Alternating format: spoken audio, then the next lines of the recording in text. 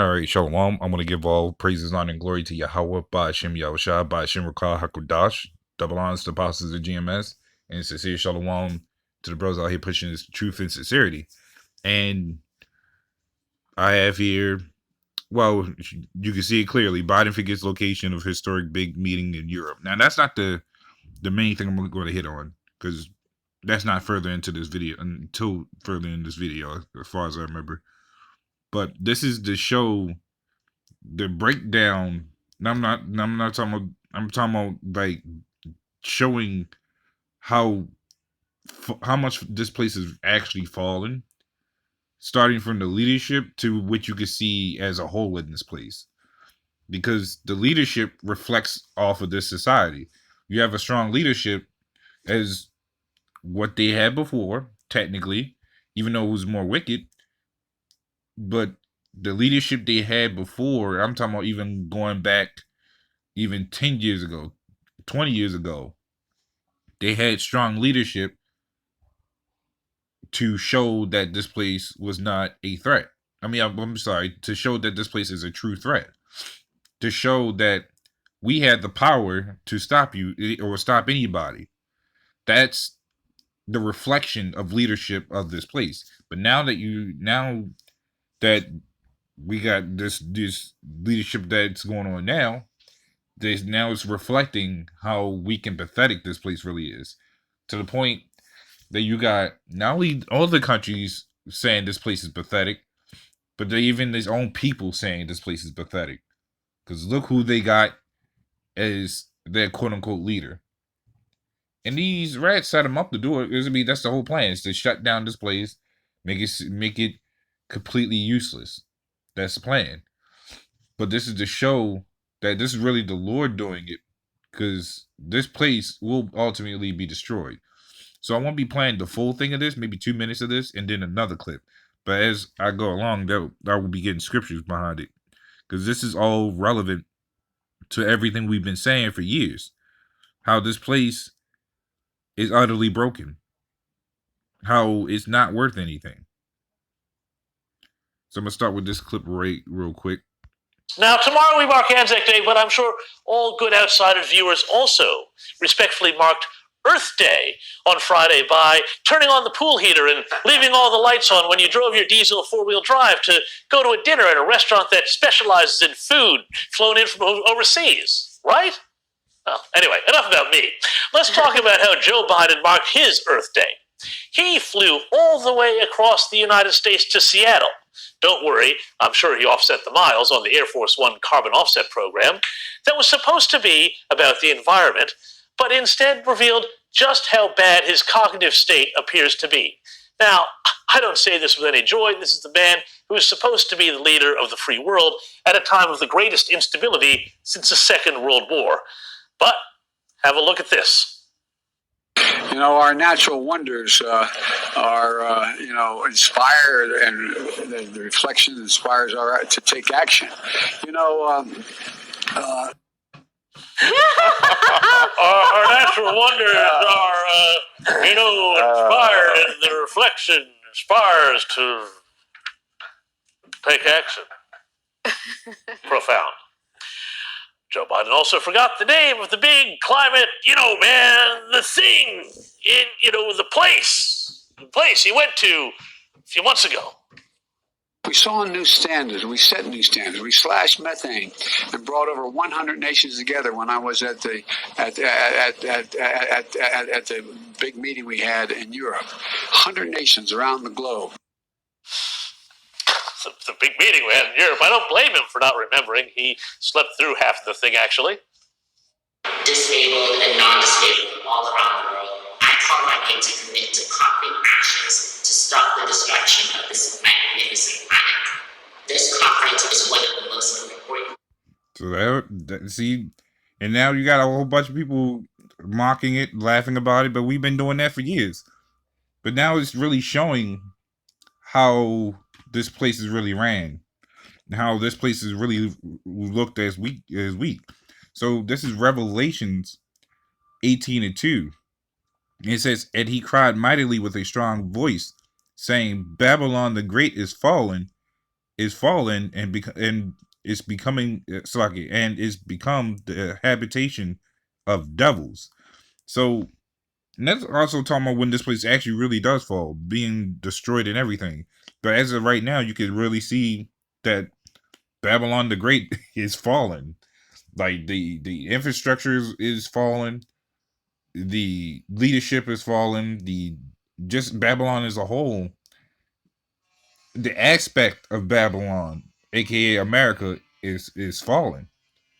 The strength that this place once had, the Lord has stripped away. Now they might have a little bit of strength left because they got missiles, they got a military, they still got a functioning society that's being dwindled down. But that's the key thing. This place is being dwindled down by the minute, by the days. And we're seeing it. This is what we've been prophesying for the longest time, and people wanted to ignore it. But guess what? They may be laughing at this stuff, but we're laughing at them. Because they still will refuse to get it. I'm talking about I'm talking about our people specifically. But they had joined under Esau. And they're gonna follow the ways of Esau. But we're still out there until the Lord seals his elect. I also want to get this scripture as well, which is Matthew 24:6. And it says, "And ye shall hear wars and rumors of wars. See that ye be not troubled, for all these things must come to pass." And with these wars, which is actually happening, we're in the midst of World War III. We've been in the midst of the past couple small wars for the past couple years, including what's going on now. But with these wars, what are these wars? They are prophecy. These prophecies link to several other prophecies because they're all linked together. That's why one thing happens, another chain reacts. A prophecy after a prophecy. It may not happen right away, but we are seeing these prophecies unfold. With these prophecies unfolding, we're seeing the decline of this place. Because after each president, this place gets worse and worse because each president gets worse and worse. So this is the breaking down of Babylon. That this place is really on a crutch and it just can't stand at this point.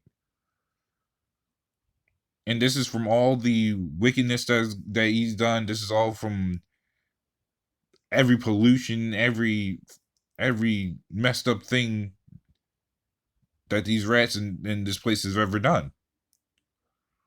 I'm gonna go probably a little bit more, then I'm gonna switch to the next clip, which is only like 30 seconds. Now, to be fair, that did sound pretty dull. But I'm also pretty sure he was referring to the COP26 meeting in Glasgow. Who really knows, though? The president also revealed in Seattle that he had discovered a new breed of bear. Its children are called economic cubs. Out here in the West, we're repowering retired power plants and clean hydrogen and advanced nuclear, making them economic cubs again. But they're really cute and cuddly. And of course, nobody. So I'm gonna end it on that one, and here goes the next one, which I'm probably gonna get hit with the ad. What I believe in can't be contained. It's always something. It's always I believe with the something right with these stupid tools, we ads. can be everything we want to be. But you see all how of who you this are. place gets worse and worse. Here we go. And just before we go, let's end the evening with a word from the leader of the free world. I'll personally write a check to anybody who can decipher what Joe Biden is trying to convey here. Yeah, what do you want to do with Biden? I want to box him. I should be so lucky. You know what I mean? But it is the kinds of things, or, stuff that's coming out of Florida, stuff that's coming out of, Robert E. Lee in Afghanistan. You're the one. No, anyway. Florida, Robert E. Lee. How is that man dressing himself, let alone leading the most powerful nation on earth? Well, it's no longer powerful now. And Sleepy Joe needs to go into retirement home and probably rest for a bit. But the most powerful nation is no longer powerful now. Now you have other nations rising up better than this place. Most powerful nation in the world was the most wicked nation in the world. That's actually, speaking of which, this is Matthew 12 and 36. It says, "But I say unto you that every idle word that men shall speak, they shall give account thereof in the day of judgment." Now, of course, I wanted to go a little bit further into that because something clicked in my head. I believe it was through the spirit.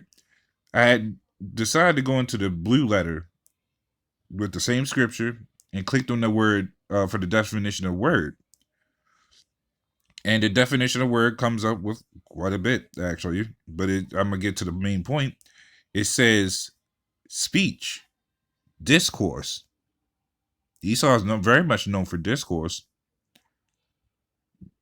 All the discourse that he puts with these, I'm talking about with every president, they give a pretty speech. And funny enough, that's what it said right there. The first thing that popped up, or at least the one I picked out, was speech and discourse. Within those speeches come many discourses. It comes with the lies that they claimed was going to be a promise, and every president that comes up with a promise becomes a lie. Then they come with the laws. Then they come out with newer laws or something that makes people more wicked. When you look at Obama, he was the author of bringing out the flames. So each president that these rats assign is to bring out something more wicked than the other. And here it is. You got now the chip. I'm sorry. Yeah, you got the MOTB that's being commercialized. That's been a thing for a couple years now, by the way. But they're gonna start commercializing. I wouldn't be surprised when whoever the next president is starts being like, "Hey, this is going to be an open thing now." Before we start enforcing it, then whoever, if that's the same president or the next president, starts enforcing it. So you know it's an ongoing situation. Now to keep going, the next word was an utterance. So I had to go into that word for utterance. It says something uttered, of course. Vocal expression. Okay, it says speech next to it. The next word, it says power, style or manner of speaking. So that key word was power. That's what these guys have. They had the power to use the media to their advantage. That's why they would say, "Oh, your votes matter. Vote for me. Vote for me." But the whole time, your votes never matter. It's all the electoral votes. But the media has control of the minds. So they don't care how many times they gotta vote. They'll keep doing it. We could tell them that your vote don't matter. They'll fight against it. They even shown it quite a couple times that the electoral votes has overruled the people, and people will still keep voting. So you see the docile of these people. They're like zombies. They'll keep following the fad so long as their thing that can keep going. The number one thing that people always hit me with is tradition. The same thing with Christmas, Halloween, all that stuff. You tell them the history behind it, they'll be like, "Oh no, but it's tradition now." Well, tradition. Your tradition came from murder, but they don't care about that. That's our people. Now, for the next and last word I want to go into, it says, where was it? Actually, I think that might have been the one. I think it was only two of them. I think it was only 2. Okay, yeah, it was technically it was 3, which was the any sound produced by the voice and having definite meaning. But that was the first one I wanted to go with. But hey, so long as it was edifying, it doesn't matter to me with the order. But yeah, so you got the speech with discourse, and then you got the utterance with power. And that's what Esau's been known to do, is he's used his words smooth as butter to gain his waves. He can send out people to war, meanwhile making money off their deaths, meanwhile making money by funding other wars, meanwhile taxing people, setting up tolls and other stuff to get money, especially off of when tax season kicks in. Tax season, you see the same game every time. They'll set up a new toll. They have a bunch of police sitting out at night just to trap you. It's the same thing. It's a game with this society. But that's why this game is backfiring pretty hard. And they need this play now. The rats need to speed up everything. But I'm gonna get this last scripture right here. This is Joel 2:28. It says, "And it shall come to pass afterward that I will pour out my spirit upon all flesh, and your sons and your daughters shall prophesy, your old men shall dream dreams, your young men shall see visions." So that's the Lord basically saying that he's sending out his prophets. That's not talking about everybody, even though it says all flesh. That's not what it's talking about. It's talking about all flesh, as in all his prophets. And that even goes to some of the women, because some of the women can have prophecies. And in a sense, it can be all flesh, because hey, you got certain people that can have dreams and see things that the Lord gave them the spirit to see, just for them to come up and confirm what we've been saying. We didn't have that quite a few times, so I'm not going to say that it's not only just it's not all everybody. It's whoever the Lord chooses to send up with that dream and announce it. It could still even be the downfall of them, so long as it was to help wake up the hopeful elect. That's furthermore proof. So the Lord sends us out here, sends his hopeful elect to wake up, well, the hopeful elect. To wake up more of the hopeful elect, so we could get out of this place, to condemn this place, to expose the filthy hoardism of this place that every country does not like. Most powerful nation is also the most powerful that's most hated. And every country wants their hand in destroying this place. But the Lord's is the one that's going to have their hand. And when these other kingdoms see it, they're going to be in fear, because they're going to realize that it wasn't none of that stuff that destroyed this place. It was the Lord who ultimately had the power to use the missiles to destroy this place. This place is becoming a laughingstock. Now it is beaten, broken. It's about to be more broken than destroyed. But that's pretty much all I had going into that. So, little one, this is a little edifying. And with that, shalom.